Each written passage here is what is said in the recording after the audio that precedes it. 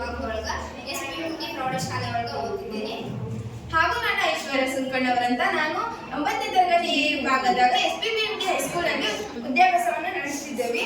ನಾವು ಇವತ್ತು ಭೂಕಂಪ ಸೂಚಕದ ಬಗ್ಗೆ ಮಾತಾಡ್ತೀವಿ. ಈಗ ನಾವು ಮೊದಲಾಗಿ ಏನು ತಿಳ್ಕೊಬೇಕಂದ್ರೆ ಭೂಕಂಪ ಎಂದರೇನು? ಭೂಮಿಯ ಒಳಗಿನ ಆಂತರಿಕ ಶಕ್ತಿಯಿಂದ ಅನಿರೀಕ್ಷಿತವಾಗಿ ಭೂಕಂಪ ಉಂಟಾಗ್ತದೆ.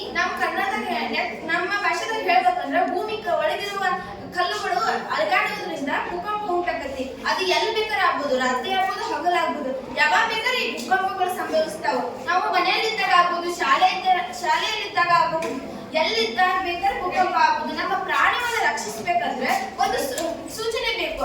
ಅದು ನಮ್ಮ ಈ ಭೂಕಂಪ ಸೂಚಕದಿಂದ ಗೊತ್ತಾಗತ್ತೆ. ಹೇಗಂದ್ರೆ ಭೂಮಿ ಕಂಪಿಸುತ್ತಲ್ಲ, ಅದನ್ನ ಈ ಸರ್ಕಿಟ್ ಪೂರ್ಣಗೊಂಡು ಭೂಕಂಪ ಆಗೈತಿ ಅಂತ ತೋರಿಸ್ತೈತಿ.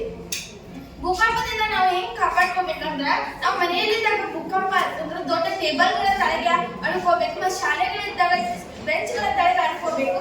ಇಲ್ಲ ಅಂದ್ರೆ ಆ ಕಟ್ಟಡವನ್ನು ಬಿಟ್ಟು ಹೊರಗಡೆ ಬರಬೇಕು.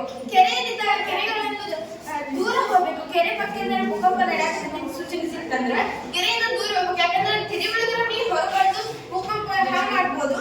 ಈ ಮತ್ ಕೆರೆಗಳನ್ನು ಈ ಒಡ್ಡಿಗಳನ್ನು ಜಾಸ್ತಿ ಎತ್ತರ ಮಾಡಿರ್ಬೇಕು. ಹೊಲದ ಸುತ್ತಿ ಗಿಡ ಹಚ್ಚಿರ್ಬೇಕು. ಯಾಕಂದ್ರೆ ಕೆರೆ ಭೂಕಂಪ ಆಗಿ ಕೆರೆ ನೀರು ಹೊರಬಂದು ಭೂಮಿ ಎಲ್ಲ ಮಣ್ಣೆಲ್ಲ ಕಳ್ಕೊಂಡು ಹೋಗೋದ್ರಿಂದ ತಡೆಗಟ್ತತಿ.